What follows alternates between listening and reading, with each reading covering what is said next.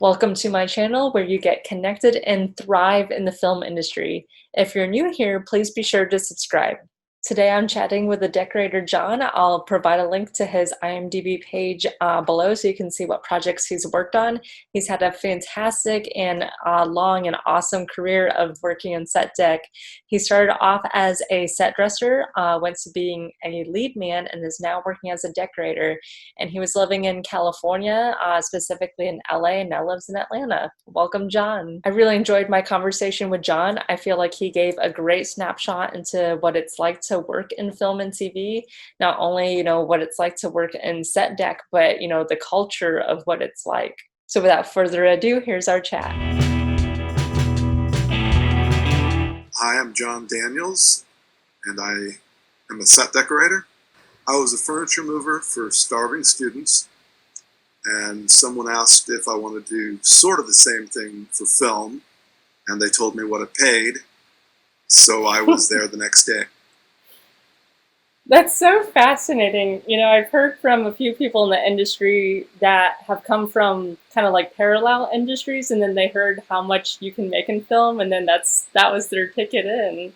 I dressed my first set when I was 17 years old over the summer because one of my very good friends' mother was in the industry. So that's how that started. But then they asked me to work for 3 days, moving furniture, and 3 days turned into 2 months, and now 30 plus years later, here I am. Wow. And where were you living at that time? Los Angeles. Okay. Yeah, How Angeles. How long were you in LA? I grew up in LA, and so I've been there my whole life. So some of the first sets I was dressing were at Sony Studios, which at the time was named something else. That studio has gone through 4 or 5 names. It was not Sony when I was there first. I've worked at Warner Brothers, Universal, Disney, CBS, pretty much every studio in Los Angeles I've worked in at one point or another. Awesome. Culver Studio.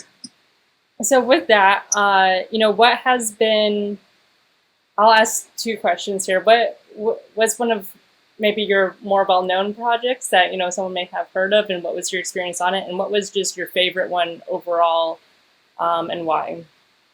I've worked on a lot of big shows. Bugsy, Dracula,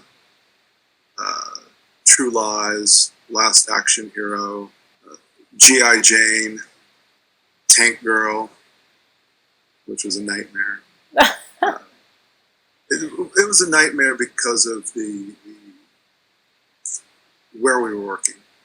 White Sands, New Mexico got up to 112 degrees, and we're moving equipment up and down sand dunes by hand because it's national park, so we couldn't. They were very strict on what we could and couldn't do there.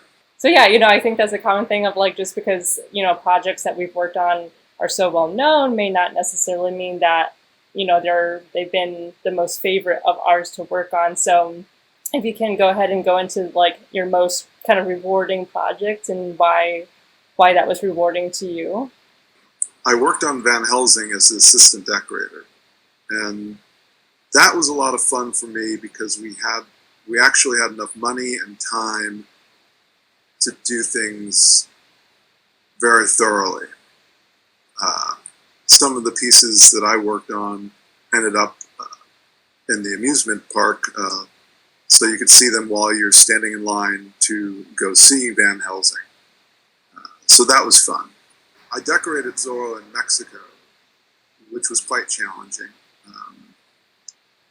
Just they don't have the same resources we do in California. There are no prop houses in the middle of Mexico. There are prop houses in Mexico City, but I was 5 hours away from Mexico City. Wow. So that was quite challenging. But that being said, I had a good amount of money on that movie, and we made a lot of amazing pieces. So I got to build a lot of pieces of set dressing on that one. So that was a lot of fun. Well, can you explain a set that, how it started off before and what work you guys had to do to transform it? We had to build an entire main street, circa 1849. So it was an entire street full of all the building fronts. Um, so building a whole town was somewhat of a challenge. Chinatown, we had to do streets of a Chinatown from San Francisco, again, circa 1849. So that was quite a challenging set. And that one was a very interesting one because I had 3 weeks to do it, and I was supposed to have 2 months to do it. And it was because I was put in that position because costumes said that making 2 more pairs of pants for Zorro would be impossible to do. And I used the word almost impossible. And that was my mistake, because if I had said impossible, then it would have been a toss-up. But because I said almost impossible, they said, let's go with almost impossible as opposed to impossible. There's a tariff on silk products. And I was using a lot of silk for wall coverings and such. So it was cheaper for me to fly to California and buy fabric and ship it into Mexico from California than to buy it in Mexico because of the tariffs. Yeah, that's a big challenge when you're in a location that isn't used to providing resources for filmmakers.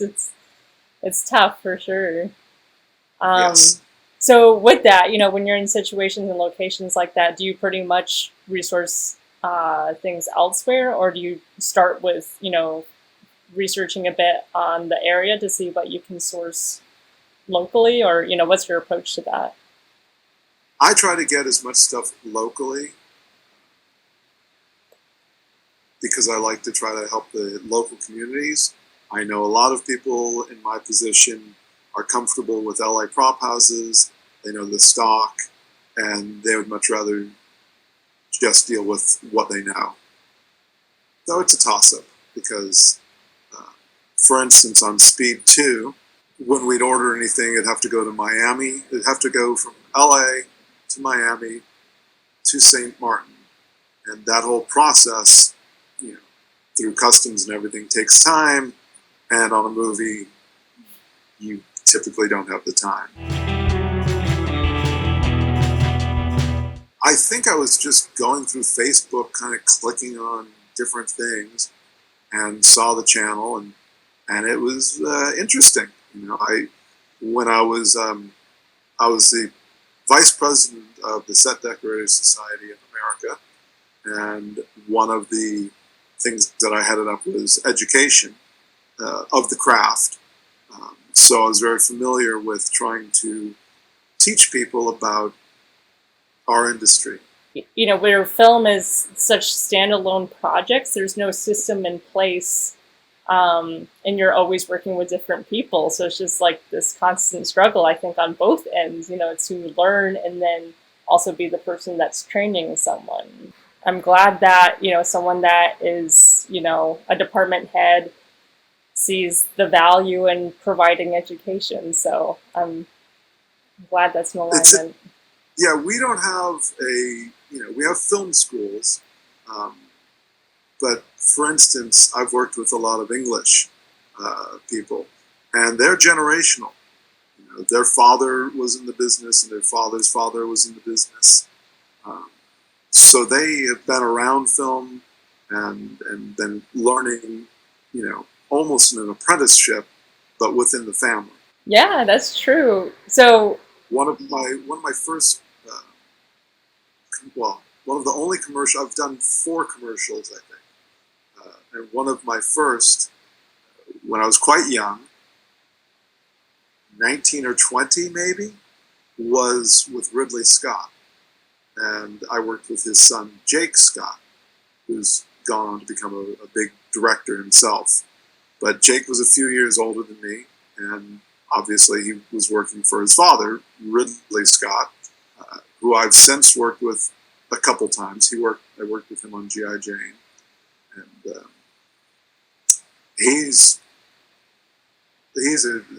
Ridley's a really interesting and creative guy, but also very down to earth and realistic with things. He doesn't have the ego that one might, given everything he's done. Yeah, definitely. No, that's always so nice to see when someone has accomplished so much and, it doesn't get to their head. I wouldn't say that everyone's exempt from that in this industry. Like the king of the world? Yeah. One of the most interesting things on True Lies was we had a warehouse in Key West, and we were running out of time to shoot. It was very complicated, a lot of things to do, and then we kept on pushing until, because we were coming up to Christmas. We ended up going back to Los Angeles, and then I was getting a list of pieces we would need. And it was, they'd send me a photo of this shot, photo of this shot, photo of this shot. And eventually they said, you know what, let's be on the safe side. Let's bring the entire warehouse back. So, because we built the warehouse from scratch, and the construction department took it all down in Key West and shipped it back to Los Angeles. Oh, wow. And we reconstructed this warehouse in a parking lot in Van Nuys. This was a little after we had the Northridge earthquake at around the same time. Oh. So that destroyed all our interior sets, which obviously became problematic for everything else. Jim is an amazing director. He's the most knowledgeable person I've ever worked with film. He knows every aspect of it, up and down. He's a genius. I was a set dresser on a movie called Scenes from the Class Struggle in Beverly Hills. It had Jacqueline Bisset in it. She was the lead actress. And unfortunately, that film's claim to fame was the lead actress was murdered by a stalker shortly after the film concluded. Oh, wow. It's an interesting thing. I don't typically mingle with the stars or try to get to know them. It's just I'm not starstruck. Twin Peaks was interesting because I was the same age as most of the cast. At one point, the casting agent approached me and asked me if I would be interested in, trying out for a role. But I'm a little camera shy, so I said, no, thank you. And now I regret it because it was Twin Peaks. I used to go out, play basketball with Heather Graham during breaks. It was a family. I mean, David Lynch is another genius, and also approachable and mild-mannered. It was just a wonderful experience to be able to work with him. And what was the length of time that you were on Twin Peaks? Forever. Yeah, that's a long one. Well, it was 2 seasons, so it was a few months the first time and a few more months the second time. It was almost 2 years when you took, there was breaks and hiatus, what have you, but it was the longest project I've ever done. Okay, so you started off as a set dresser, and how did you? What were the steps that you took to become a decorator? Like, were you ever a lead man? I was a lead man for 10 years. Hmm. Um, I led for 5 years with my wife, now ex-wife, but we worked together for 5 years in a row. That was difficult at times, as you can imagine. Hmm. And when we decided to stop working together and take a little break from work, I remember telling her, "I'm going to get some horrible job, you know, and you're going to go off and get a great job on location and get nominated for an Academy Award." I got a very difficult job with a very difficult decorator, and she went to San Francisco and got nominated for What Dreams May Come. Oh wow. So I pretty much called it on that one.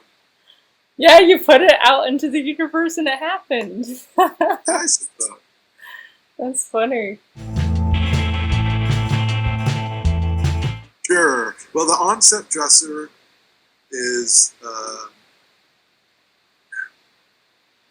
for me, it's a controversial issue. Other people don't see it quite that way.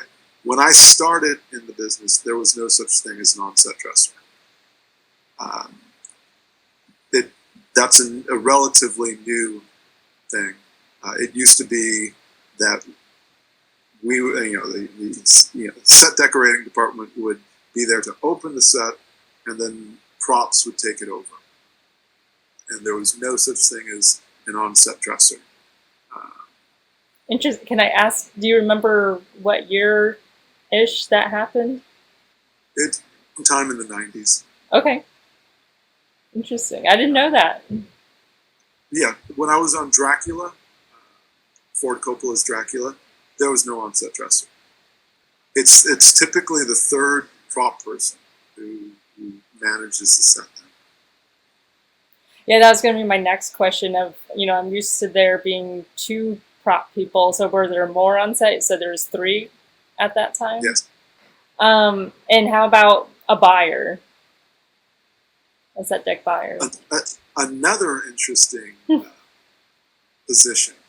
I love being a buyer for the right person because you get to go out and shop and have fun, and you don't have as much stress as the department head. So that's, being a set decorator, you're answering to so many different people and so many different opinions. So that can get very stressful. Whereas the buyer, you go out and shop and find stuff. It's a lot of fun. The way it used to be was, you'd have big studios like Warner Brothers or Universal, and the set decorators on the lot would go to the buyer of the lot and give them a shopping list. And then the buyer for the studio would then source all of that out. So if you were working on a Western as a set decorator and you needed 12 sets of drapery, you'd give that order to the buyer and they would go buy that. Drapery is not a good, let's say barrels. Let's say you needed 20 barrels. So you go to the prop house and you say, I need 20 barrels. And then they would source it out. And then after you were done using it, it'd simply just go into the inventory of the prop house. Gotcha. And in becoming a set decorator, who are the main department heads or other people you speak to, and what are the expectations of a decorator, the day-to-day, and the overarching roles within a project for a decorator? I know that's a big question. I was going to say, let's see, you have the production designer who comes up with the overall look. And so you answer to the production designer. But you also deal with most every department. You're going to be dealing with the editor at times. You're going to be dealing with, the producers for your budget. You're going to be dealing with the decorator or the director, so that he gets his vision. You'll be dealing with the construction coordinator. You'll be dealing with special effects. You'll be dealing with stunts. Stunts got very upset with me on Zorro because there was a scene where the young Zorro was supposed to swing. He was supposed to swing from one light to another, and then out the window. And I thought we'd seen that a million times. Swinging from one lamp to another, we've seen it a million times. And so instead of that, I said, how about we do a solar system in the classroom, a huge mobile. And he jumps onto the rings of Saturn and swings on that to go out the window. The director loved it. Special effects thought it was great. Stunts hated it because they needed a stuntman that's child size. So there aren't many short or dwarf stuntmen. Just there aren't. And basically, in order to swing it around, I think Saturn was the one that became basically a cannonball. So if they screwed up, it could take someone's head off. Oh gosh. Because he's holding onto the rings of Saturn, but then he has to go through the window, and if something goes askew, you've got this other counterweight on the other side flying around, right behind him. There's, with all the different types of genres there are out there, I feel like there's new things to learn with each genre. Like, there's a lot of shows that don't involve stunts. So I'm curious, if you can speak to, the first time tackling, a new task, whether it's stunts, whether it's special effects or visual effects, what are some things that you learned throughout the years with those new genres? Clearance has become an issue that it wasn't in the past. I worked with the author of Copyright and Clearance early on, when we were just beginning to get into the clearance issues, and he and I wanted to kind of come up with a standard set of guidelines or rules. And none of the studios wanted to be hemmed in by that. Mm. So that was a little frustrating because I knew it was going to become a big issue eventually. And now it has. Now clearance is a nightmare. Absolutely. As an art department coordinator, that's something that is heavy with my job. Yeah. And it sort of clearance started becoming a big issue, interestingly enough, because of a calendar that was in the High Museum in Atlanta. Oh. Yes. And I forget the entire story, but it has to do with one of the persons not having the right, and then, coming up with a lawsuit of some sort. Also, the chairs in 12 Monkeys, that was part of the clearance, the beginning of a clearance issue. That's a whole other history. But all these things can be found in Copyright and Clearance, which is a book that anybody, working in set deck should, who's a set decorator should have. Do you remember what year or decade, the clearance issue became really predominant? And I always wondered, because I knew our department coordinator wasn't always a position. So do you think that was partly created because of the clearances? I don't know the answer. I don't recall when that started. It was 20 years ago. I mean, it's been an issue for a bit of time. Mm-hmm. And become more so. I look at shows like Fast Times in Ridgemont High, and I see the rooms and feel pretty comfortable that a lot of the stuff wasn't cleared.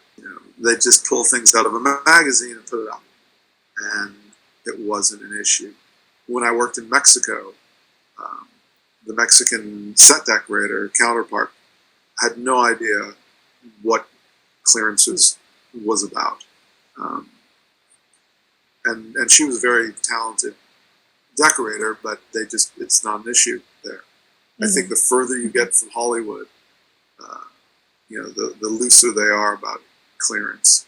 There's been many times where I'm put in this awkward position of, I know something on set is not clear, and I've told it to my department heads, and some department heads care and don't care, and they'll take that risk. But it's just hard because it's like, well, it's not just them risking, it's really the studio at that point once things get into post-production. Yeah, so I don't know. I was about to say, do you have any advice or to speak to situations like that? Like, I don't know if you've ever done that where like you're willing to risk something that is still in process, or if you've even been told like all the time.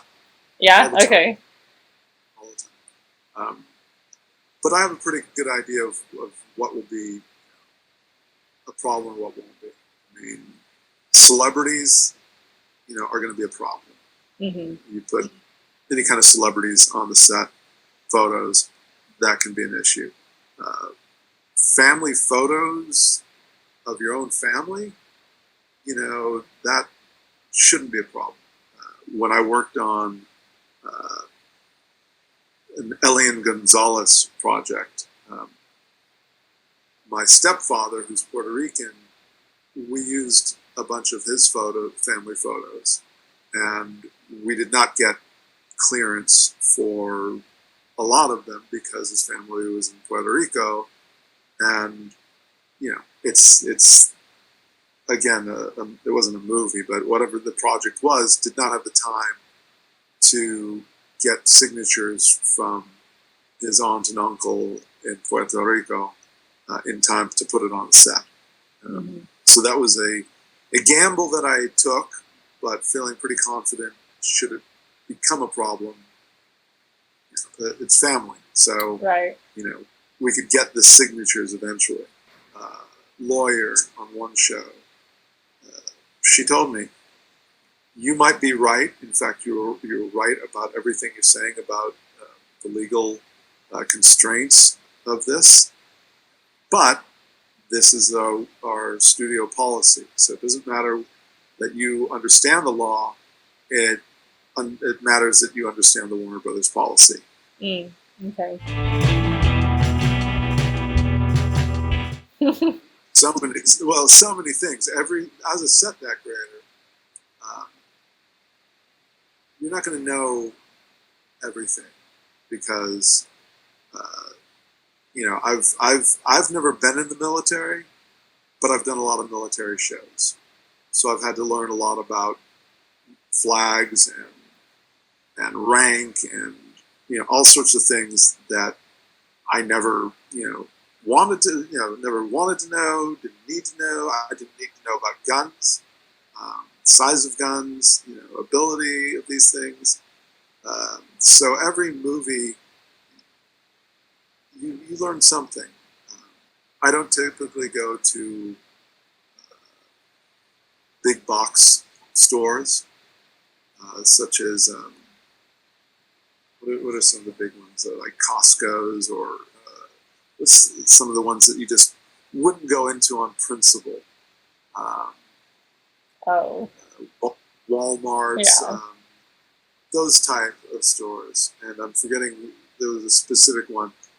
We had the whole scene, the whole final finale took place in one of those stores. So I had to research it completely. So I lived in a Costco or a Walmart. We had to create aisles and aisles and aisles and aisles of it because that was where the finale took place. But as a decorator, what does your kit look like now? It looks like a computer. Yeah. A computer and an iPhone, or a smartphone, let's just say. That has become the tools of a set decorator. I've been a lead man twice in my, well, two separate times in my career before moving on to be a decorator. That kit can be quite extensive. A plethora of ladders, power tools. It really, it can run the gamut because, again, we do so many different things that you don't know when you're going to need what. You have your basic stuff, drill presses, and, saws, what have you. But then you can get, I'm trying to think of the craziest tools, but you can get some very strange tools. Okay, and how about for set dressers? What are some common tools and some day-to-day tasks for them to know? Set dressers, it's your basic tools. It's a hammer, it's screwdrivers, a screw gun, mat knife. Mat knife you use all the time. A Sharpie and blue tape are two things that you use constantly because you're labeling stuff all the time, and a notepad.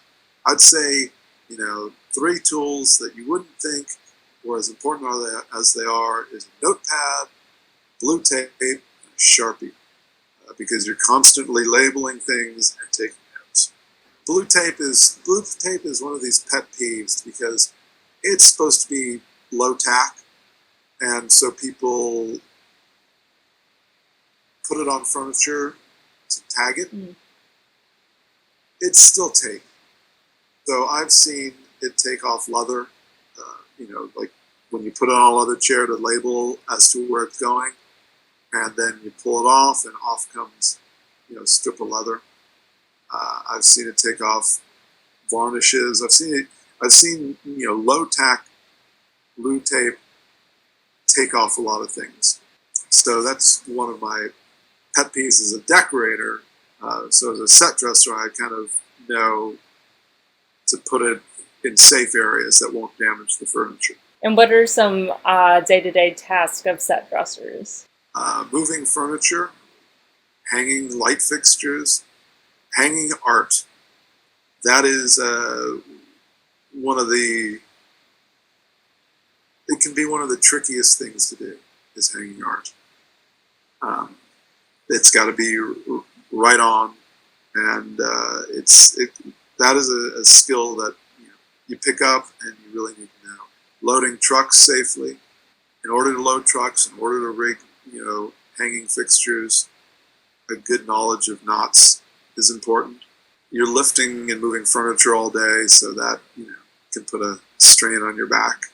Yes, we tend to work 12-hour days once shooting starts. In prep and wrap, it's usually 10-hour days. On location, it used to be 14 hours, portal to portal. So whenever you'd leave, where they're putting you, and getting to the set and getting back to the hotel. So the difference between work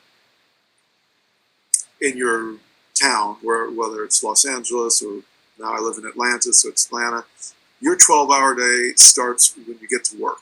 So if you live an hour away, that's on you. And it's particularly in LA, an hour away is a common thing. We had sets in San Pedro, and it was a 3-hour drive to get home in traffic. So, which they don't pay for the drive home. So you've got a 45-minute drive to work, 2-hour drive back. That's almost 3 hours onto a 12-hour day. When you're on location, because they're paying from portal to portal, it's a 14-hour day, but you get your overtime after 14 hours, depending on the contract. Oh, what brought you to Atlanta? Why did you decide to do that move? My wife kept on getting jobs in Atlanta. So we had a house in California, had a house in Atlanta. Because of our situation with our daughter who did camping with her homeschool friends, we had camping gear. So you couldn't really fly with all the gear that we'd have for stuff. So it was a drive from LA to Atlanta, or from LA to Atlanta and back on a regular basis. At the time, I was also participating in Burning Man, and so that was another long drive because I'd be in Atlanta and Burning Man's in Nevada, and I would come out with a camp from Atlanta, which was circus based, so we had a lot of equipment that we'd load up in a truck to take out there. I eventually just decided to move to Atlanta. There was more work here than there was in LA. Yeah, that's what I keep hearing. I've only been in Atlanta. I've never been to, I mean, I visited California, but I've never worked out there. Well, awesome. Well, thank you, John. Do you have anything else you want to share? Anyone for if anyone's just graduating college or, looking to do a career change into film like you did? Boy, oh boy. I realized that I needed to take a break because when I was vice president of Set Decorator Society, I got to the point where I wanted to tell people, do not get in the film business and do not get into set dressing, particularly. If you want to get in the film business, get in the camera department. Because set dec is brutal. And it doesn't pay as much as the other departments, and it's just a lot of work. So that's when I realized I should probably take a little break from being on the set decorators board and from, being a public figure, so to speak. Mm-hmm. It's not for everyone. It's a hard business. Yeah, agreed. Would you say, could you speak to any kind of personality traits or characteristics or work ethic, or like what's the commitment that you look forward to when you're hiring someone to see if they're a good fit? Adaptability is incredibly important. Good attitude and adaptability, because in set dec things change constantly, and if you think it's going to be one way, it's probably not going to be that way. I've been on shows where we were handed 4 different call sheets, and we had to be prepared for 4 different situations the next day. That was when we ran out of rain cover sets in Los Angeles. We had a record, amount of rain, and so the rain cover sets we had, we used up in 3 days, and suddenly, we had, we didn't have any rain cover. I literally had an entire set on a 5-ton going to wherever construction was going to build the set. Mm-hmm. So it was, we did not know, what part of town it would be, if we'd even need it, because we might shoot the location that we were planning to shoot. But if something happened to the location, then we had to be prepared for that. Actor availability can kill you. If an actor gets sick, if the lead actor gets sick, it will throw everything on the whole production off. If the lead actor and the director stop seeing eye to eye, that can destroy everything. When I started Panic Room, Nicole Kidman was the lead actress, and then a knee injury from Moulin Rouge took her out, and we ended up with Jodie Foster.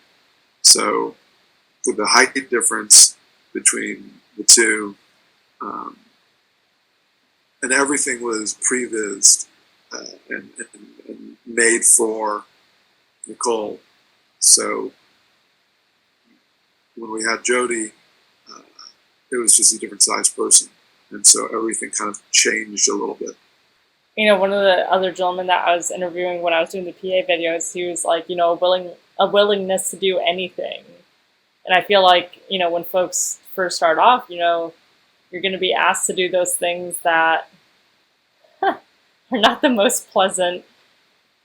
That's okay. That's an interesting one because um, uh, there are times that safety becomes an element, and there's so many times in this business because it has that at all means, at any cost, and you just get the shot, whatever you have to do, and it's hard to say no.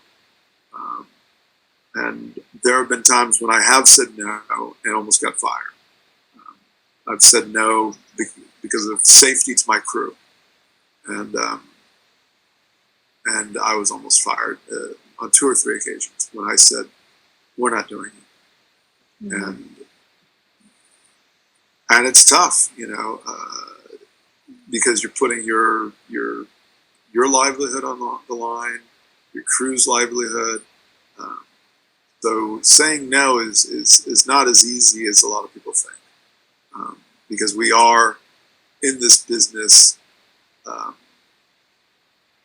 because it's intense. And so we like the challenge. We enjoy the adrenaline. I remember on Speed 2, because of the amount of time it would take to bring the ship into port, we had to shuttle everything out.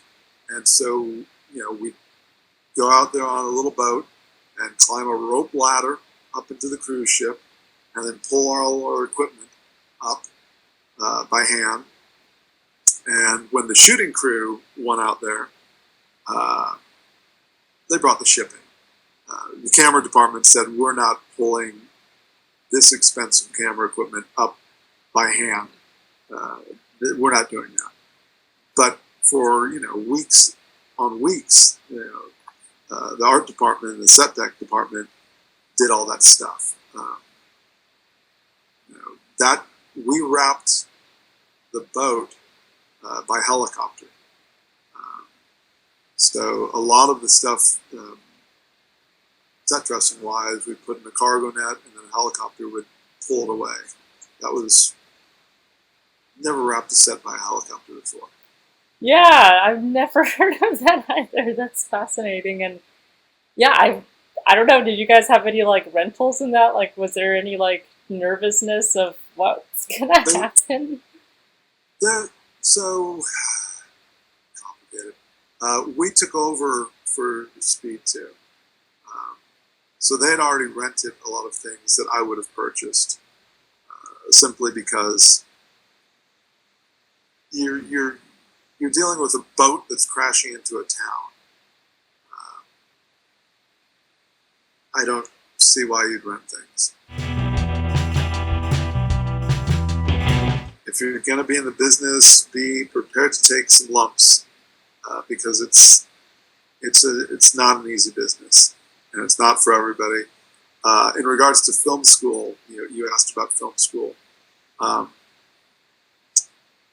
For set decoration, I don't think it helps at all. That's not true. There's a lot of things that I wish that I knew about film that I don't know because I didn't go to film school. I came from, a blue-collar place and have been in the same department, set decoration. I haven't been a gaffer or been an electrician or been a grip. There are so many grip terms that I do not know. I know the basics, a C-stand, a Sentry stand, and that's about it. I know a few more, but not many.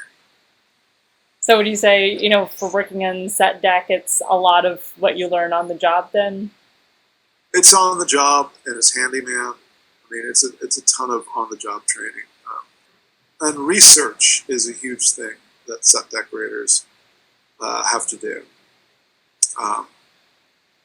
On the same show, I was looking at research photos to do a street scene, and they were not they were not matching what the art department had.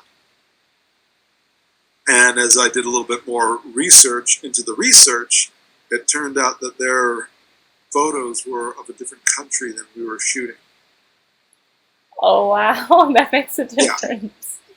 it makes a difference. And it was a Middle Eastern country, and they had the wrong Middle Eastern country. And when I told the production designer this, they'd already done all the work. Oh So no. they were in. And he's like, don't tell him. That was the answer. Oh, that's funny. So that was an interesting research. And then on Zorro, there was a point when they were asking me about whether some of the furniture was period correct and an existing location. There were so many historical inaccuracies in Zorro between, at the end of the movie, Abe Lincoln is supposed to be, on the train somewhere there. There was just a ton of inaccuracies. Just, because Zorro's a fantasy movie, basically. It's a Western fantasy. So when they start asking me whether the furniture is period correct and is Victorian, which is just all over the place, it was a little hard to hear. So I'm like, sure, why not? Yeah. Yeah, well, I think it also, taking into account to the framework of, who's watching this movie and is that an important element to the story, like, versus on Stranger Things, like, we were super thorough in, like, with the movie theater, like, what posters were out, because we didn't want to be wrong. Like, that's something that someone's gonna notice, definitely. Oh, yeah. Oh, yeah. When I did Biker Boyz,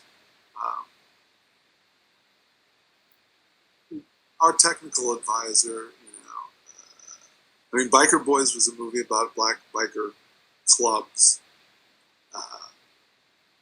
but they were really black biker gangs, and that was a very touchy situation because they wanted to portray them as clubs, and biker club. The difference between biker clubs and biker gangs can be a very fine line.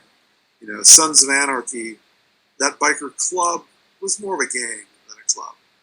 There are certainly biker clubs, and then there's certainly biker outlaw gangs, and a lot of the biker club that we portrayed in Biker Boyz would more likely be a biker gang. When I was doing research for that one, I used to only ride motorcycles, and then I was able to afford a car, and so then I had a minivan, but I didn't have my bikes anymore. I just had my my minivan, and I showed up to a black biker club party, I suppose you'd say. And when I rolled up, I was the only white person there and the only person, in a minivan. And I went straight up and said, hey, I'm doing research. And they were very cool with that. They were like, oh, that's awesome. That's great. And when it started getting dark, one of the higher-ups in the club came and he said, brother, it's been nice having you, but I think it's time you should get going. Wow. Oh, yeah. And I was like, okay. That's interesting. I mean, you really got in there with your research. I like it. I tend to really get into my research. It's one of the things I like most about what we do is the research stuff. I agree. Yeah.